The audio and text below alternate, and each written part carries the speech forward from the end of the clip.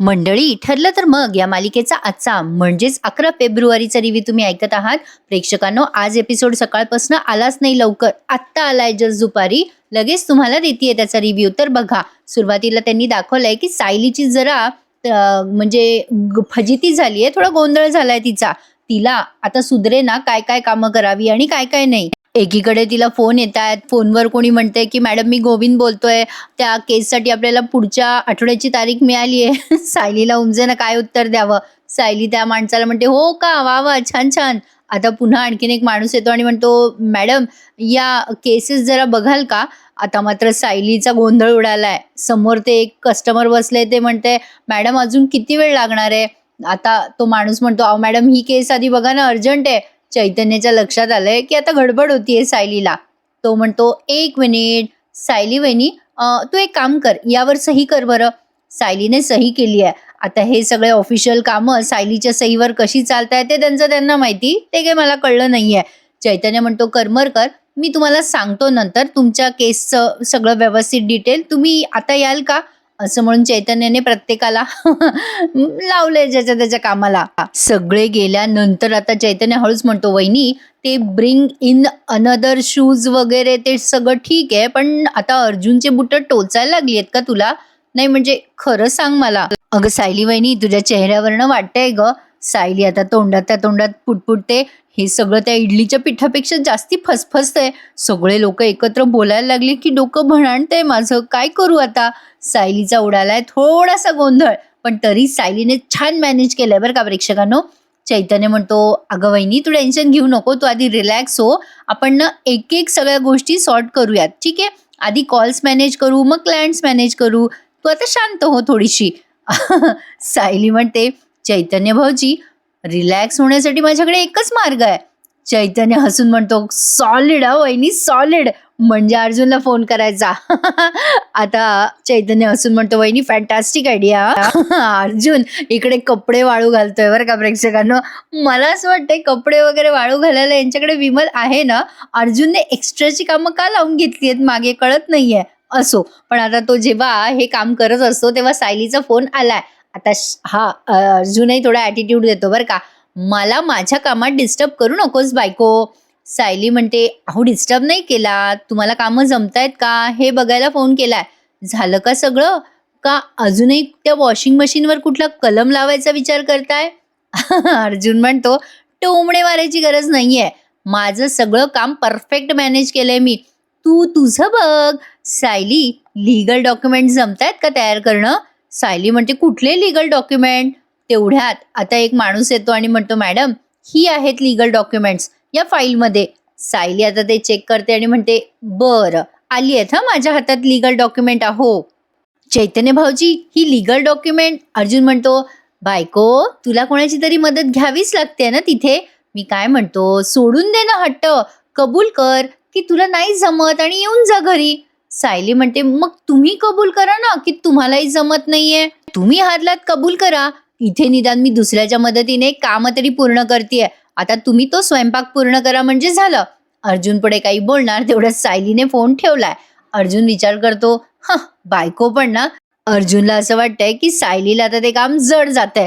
मनाशीच बडबडतोय, जड जातंय, करू दे तिला ते काम करू देत. पण आता बाकीची कामं आठवल्यावर त्यालाही टेन्शन आलंय. बापरे, आता मलाही जड जातंय, पण ही कामं मला करावीच लागणार. आता असा विचार तो करतो आणि अचानक त्याला आठवतं, अरे देवा, स्वयंपाक तर राहिलाय करायचा. इकडे सायली आणि चैतन्य लागतात हसायला.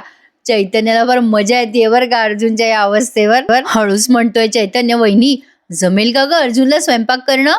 सायली म्हणते, काय माहिती बाबा आता जमतं का नाही.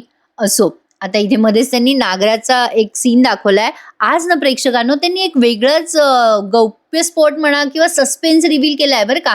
म्हणजे त्यावेळेला जेव्हा ऍक्सिडेंट झाला होता ना, तेव्हा ट्रक मॅनेज केला होता बाबूने. काल तुम्ही पाहिलं होतं प्रोमोत की बाबूची साक्ष घेतली आहे आज सायलीने. साक्ष म्हणजे एक त्याच्याशी बोलली आहे ती, इंटरोगेशन झालंय, तर त्यात तिला असं कळलंय की एक वेगळ्याच माणसाने ट्रक अरेंज केला होता आणि तो म्हणजे हा रमेश. काल जे त्यांचं प्रोमोत दाखवलं होतं ना, ते आज रिव्हील केलंय. बघा तुम्ही पुढे दाखवताय. आता इथे नागराज विचार करत असतो की या महिपतला दिवसेंदिवस हँडल करणं अवघड चाललंय. साक्षीचं नाव सांगून मी याला किती दिवस गप्प बसवणार आहे. मैपतने जर तोंड उघडलं तर कन्फर्म मी आयुष्यभर जेलमध्ये सडेल. पण या प्रियाने मला मोबाईल का पाठवला असेल? आली मोठी माझी साथ न सोडणारी, असा तिने का मेसेज टाकला असेल मला? नाही, अशी काही ती लायकीची नाहीये की तिच्यावर भरोसा ठेवावा. पण माझं नशीब सध्या एवढं घाणेरडं आहे की मला सध्या प्रियाच मदत करू शकते. नागराज पर्याय नाहीये म्हणून प्रियाची मदत घेणार आहे. पण प्रिया पण लंबी लंबी फेकते हा त्याला. प्रेक्षकांना आता बघा, आता मुद्दाम नागराज गाणं म्हणतोय आणि जो प्रियाने तो कॉन्स्टेबल मॅनेज केलाय ना त्याला खुणवतोय असं असं गाणं म्हणतो आणि खाणाखुणा करतो डोळ्याने. आता तो कॉन्स्टेबल इकडे येतो बरं का जेलजवळ आणि मैपतला उगाच उठवून देतो. मैपतला तो म्हणत असतो, कॉन्स्टेबल हे उठे, चल तुला साहेबाने बोलवलंय. मैपत म्हणतो, काय राव, आत्ता डोळा लागला होता ना माझा, कशाला उठवताय राव. आता तो कॉन्स्टेबल मैपतला घेऊन जातो बरं का आणि मैपत त्या जेल समोरून जात असतो ना तेव्हा उगाच आपलं लहान लेकरं चिडवतात तसं त्या नागराजला चिडवतं, नाग्यो मला हसूच आलं. असो तर आता नागोबा मैपत गेल्यानंतर प्रियाला कॉल लावतो. आता ते आपल्याला पुढच्या सीन मध्ये दिसणार आहे. पण तत्पूर्वी सायलीबाई काहीतरी फाईल वाचत असते. तेवढ्यात चैतन्य येतो आणि म्हणतो, वहिनी कसली ग फाईल वाचतेस? अगं आधी गरम गरम चहा घेऊन टाक. सायली म्हणते, थँक्यू हा चैतन्य भाऊजी चहासाठी. आता चैतन्य विचारतो, काय वाचत होतीस तू त्यामध्ये? सायली म्हणते, रविराज काकांच्या अपघाताची फाईल आहे ही. चैतन्य भाऊजी मला एक सांगा, रविराज काकांना ज्या म्हणजे त्यांच्या गाडीला ज्या ट्रकने धडक दिली ना तो ट्रक बाबू चालवत होता. पण तो ट्रक बाबूच्या मालकीचा नव्हता ना, मग तो ट्रक कोणाच्या मालकीचा होता? चैतन्य म्हणतो, वहिनी अगं ते जाणून घेण्याचा आम्ही प्रयत्न केलाय पण ही माहिती ना जरा जुनी आहे, सापडणं अवघड आहे ते सगळं. आपल्या हाताला तेव्हा लागलं नाही ग काही. सायली म्हणते, 20-22 वर्षापूर्वी या गोष्टी हाताला लागणं सोप्या नव्हत्या. पण आता आपल्याला हे सगळं शोधणं सोपं आहे की. कदाचित आपल्याला आजही कळेल की त्या ट्रकचा मालक कोण होता ते. चैतन्य म्हणतो, हो तसं तर कळू शकतं. नाही, आजच्या काळामध्ये ही सगळी माहिती मिळणं खूप सोपं आहे. सायली म्हणते, मग भाऊजी आपल्याला एकदा का या ट्रकचा मालक कळला ना तर पुढची माहिती मिळणं सोपं होईल ना?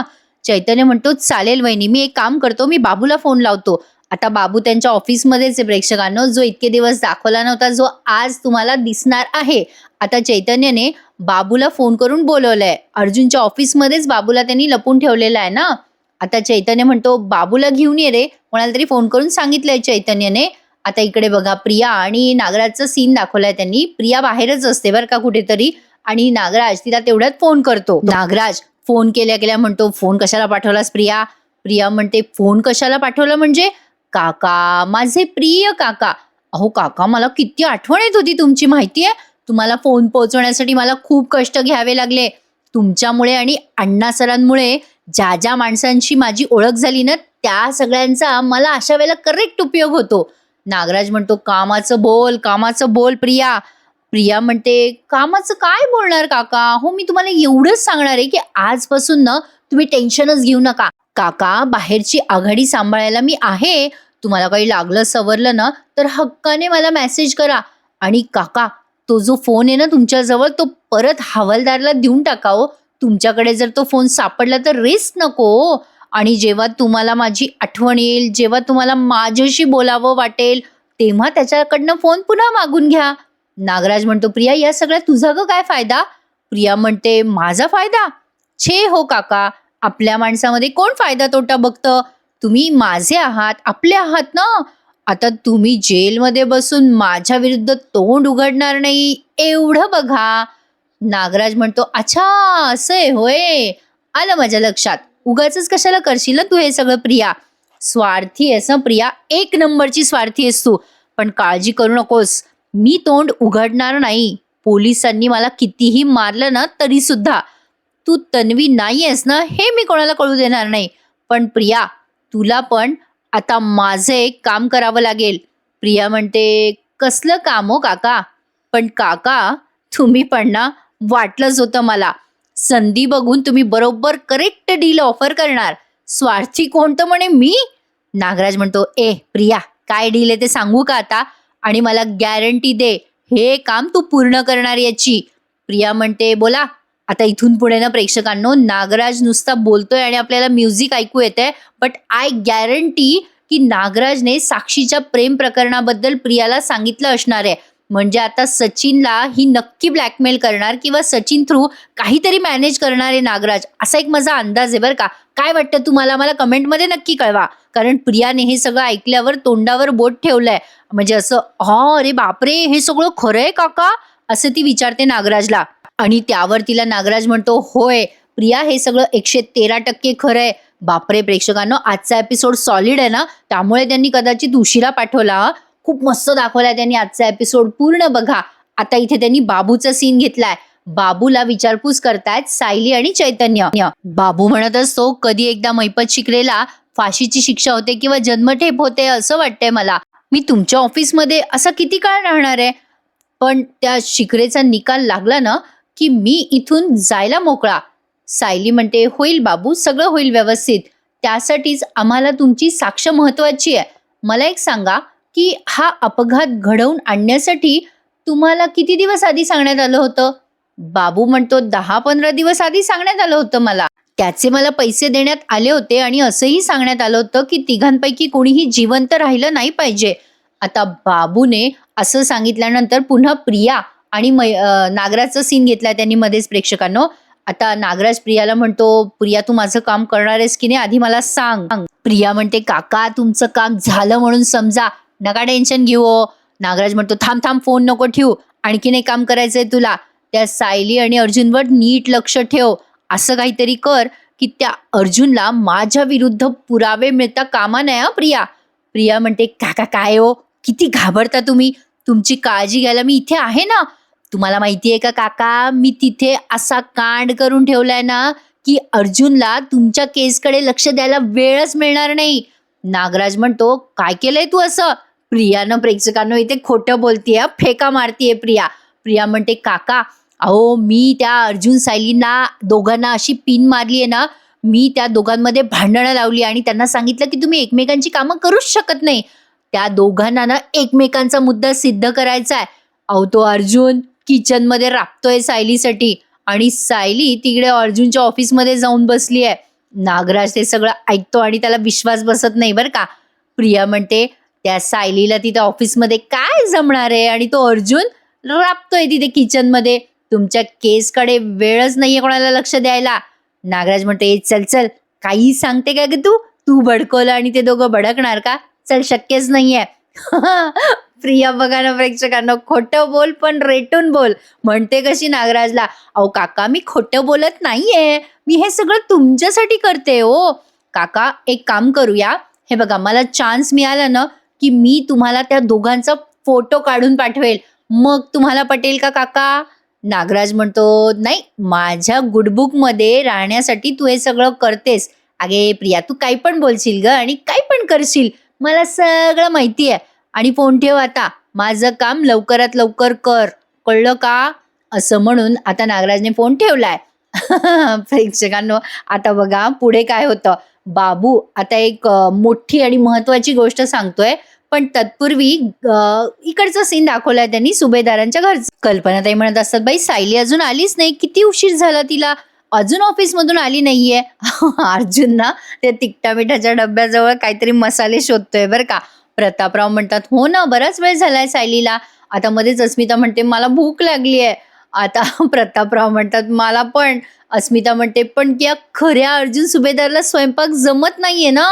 प्रतापराव म्हणतात, हो ना. विमल म्हणते, आज मसाले भाताचा बेत करतायत दादा. प्रतापराव म्हणतात, अरे बापरे. अर्जुन म्हणतो, हो हो, मसाले भात करतोय मी.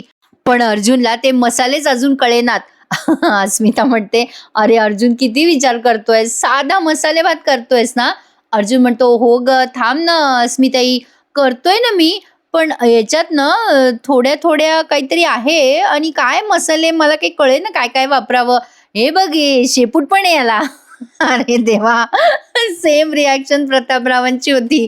आता कल्पना ते म्हणतात, अरे अर्जुन, तू तर म्हणाला होता की बायका आराम करतात फक्त, छोटी मोठी जी कामं करतात ती सोपी असतात, पण तुला काय रे, एवढं काय टेन्शन आलंय? तुला तर ती कामं सोपी जायला हवीत ना.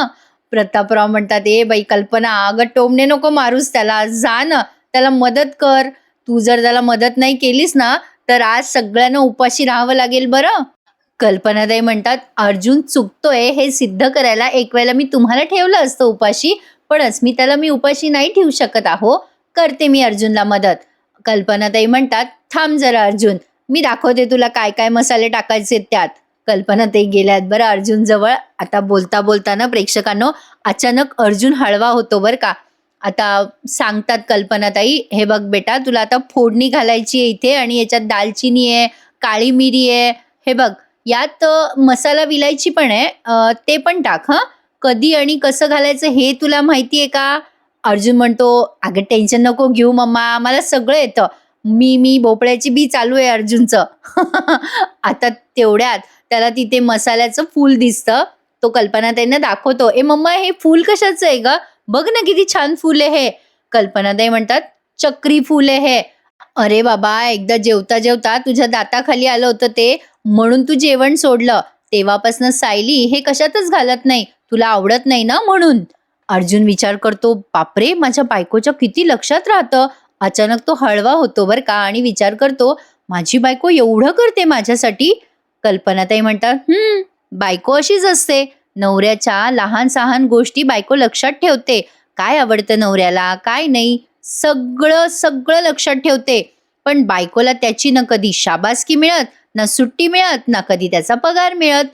प्रतापराव म्हणतात, "पुरे कल्पना." "ए बाबा अर्जुन, अरे आवर ना लवकर, भूक लागली रे आम्हाला." अर्जुन म्हणतो, "डॅड डॅड आत्ता करतो, 10 मिनिटं द्या फक्त." बिचारा अर्जुन. मला अर्जुनकडे बघून जास्ती कसं तरी होतंय हं प्रेक्षकांनो, कारण पुरुषांना सवय नसते ना घरच्या कामाची. म्हणून आपण बायका कशा सगळ्या गोष्टीमध्ये प्रॉम्प्ट असतो. सायली ऑफिसमध्ये छान मॅनेज करते बऱ्यापैकी. आता सायलीचा आणि बाबूचा सीन दाखवलाय. आता सायली विचारतीये बाबूला, "काय बाबू, तुम्ही जो ट्रक अपघात करण्यासाठी वापरला होता त्याची व्यवस्था आधीच करण्यात आली होती का 10-15 दिवस आधी?" बाबू म्हणतो, "नाही नाही, त्याची व्यवस्था 1-2 दिवस आधी झाली." चैतन्य म्हणतो, "तो ट्रक कोणाचा होता तुला माहिती आहे का?" बाबू म्हणतो, "नाही, मला नाही माहिती. तो ट्रक महिपत शिखरेनेच दिला होता. पण नंतरचा ट्रक कोणी दिला ते नाही माहिती." आता बघा प्रेक्षकांनो, हाच खरा सस्पेन्स आहे. सायली म्हणते, "नंतरचा ट्रक म्हणजे आधीचा नंतरचा काय प्रकरण आहे हे?" बाबू म्हणतो, "ज्या ट्रकने मला अपघात करायचा होता ना, तो ट्रक ऐन वेळेला बंद पडला होता. ऐन वेळेला तोच ट्रक बंद पडला होता." चैतन्य आणि सायली आता एकमेकांकडे बघायला लागतात. इथे ना प्रेक्षकांनो आता त्यांनी पास्टचा सीन दाखवलाय, म्हणजे रविराज, प्रतिमा आत्या आणि सायली यांच्या अपघाताचा पूर्वीचा व्हिडिओ दाखवलाय. तेव्हा हा बाबू, महिपत आणि नागराज तिघेही तरुण दाखवलेत बरं का. बाबूने महिपतला तेव्हा फोन केला होता की, "अहो महिपत सेठ, हे बघा हा ट्रक बंद पडलाय, आता काय करायचं?" महिपत त्याला म्हणतो, "काय रे बाबू, अरे तू ड्रायव्हर आहे ना, खटाटोप कर आणि सुरू कर ना."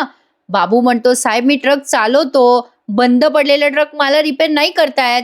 महिपत म्हणतो, "ठीक आहे, ठेव फोन, मी करतो थोड्या वेळाने तुला फोन." त्यावेळेला ट्रक बंद पडलेला असतो ऐन वेळेला, ऍक्सिडेंटच्या आधी. नागराज म्हणतो, "काय रे महिपत, काय झालंय?" महिपत म्हणतो, "ट्रक बंद पडलाय नागराज शेठ, त्या बाबूला तो सुरू करता येत नाहीये." नागराज म्हणतो, "ए महिपत, ए बाबा, अरे आपण खूप मेहनतीने प्लॅनिंग केलंय हा, ऐन वेळेला हे असं काही चालणार नाही यार हा प्रॉब्लेम." महिपत म्हणतो, "ए ओ नागराज शेठ, प्रॉब्लेम नाही. आज तुमचा भाऊ 113% उडणार म्हणजे उडणार. टेन्शन नका घेऊ. मी दुसरा ट्रक मिळतो का बघतो." आता नागराज म्हणतो, "थांब जरा, माझा एक मित्र आहे ओळखीचा, त्याचा ट्रक मिळतो का बघू." नागराज त्याच्या मोबाईलवरनं फोन लावतोय आणि महिपत त्याच्या मोबाईलवरनं. पण तोपर्यंत बाबूकडे एक इसम म्हणजे एक व्यक्ती पोहोचलाय बरं का. तो व्यक्ती म्हणतो, "तुम्हीच बाबू ना?" बाबू त्या माणसाला म्हणतो, "तुम्ही कोण?" हा माणूस म्हणतो, "मी रमेश आहे, ट्रक कंपनीचा साईट मॅनेजर आहे मी. 1 मिनिट हा." आता त्याने कोणाला तरी फोन लावला बरं का आणि म्हणतोय, "हॅलो, हां हां, बाबू भेटलाय मला, ट्रकची व्यवस्था झाली आहे." आता तेवढ्यात बाबूला महिपतचा फोन येतो. महिपत म्हणतो, "काय रे, ट्रक आला का बाबू?" बाबू म्हणतो, "ट्रक नाही आला साहेब, पण इथे एक माणूस आलाय रमेश नावाचा, काहीतरी साईट मॅनेजर आहे म्हणून म्हणतायत." आता नागराजला आणि महिपतला दोघांनाही जरा गोंधळ उडालाय बरं का. या माणसाने म्हणजे रमेशने फोनवर कोणाशी तरी बोललंय आणि मग बाबूला म्हणतोय, "अरे ट्रक येईलच, अरे तो बघ ट्रक आला." आणि त्यांच्या तोंडावर ट्रकचा लाईट पडतोय बरं का प्रेक्षकांनो. म्हणजे हा रमेश जो इसम आहे ना तिसरा, तो अचानक कुठून तरी आलाय. हा नागराजने पण प्लॅन नाही केलाय आणि महिपतने पण नाही केलाय.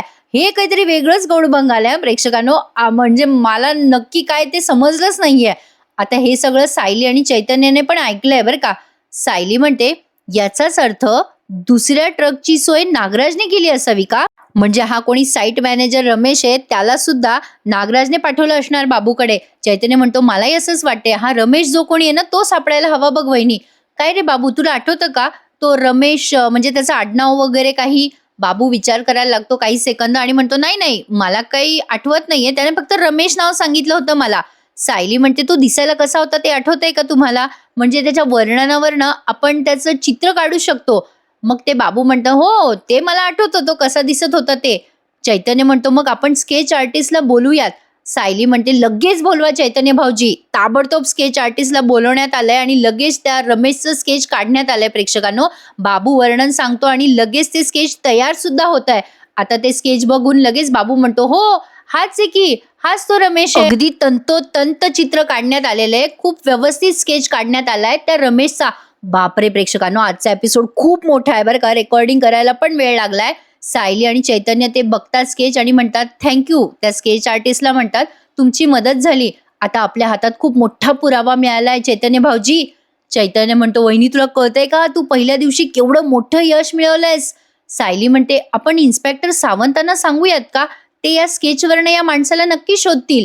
आता सायली फोन लावते इन्स्पेक्टर सावंतला आणि सांगते की हॅलो इन्स्पेक्टर सावंत, मी सायली अर्जुन सुभेदार बोलते, तुम्हाला मी स्केच पाठवतीये, या स्केचवाल्या माणसाला तुम्ही शोधाल का?